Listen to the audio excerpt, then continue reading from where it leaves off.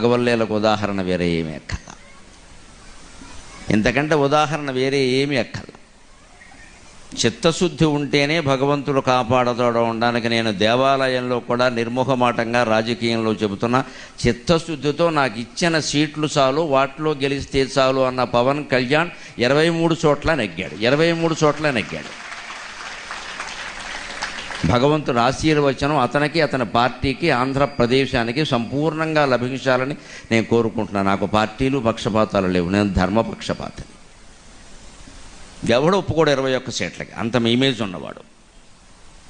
అక్కర్లేదు, మాకు పొత్తు ప్రధానం. ముందు గెలవడం ప్రధానం. అది కూడా ప్రజల కోసం అంతే. ఖచ్చితంగా వచ్చేసాయి. ఇవాళ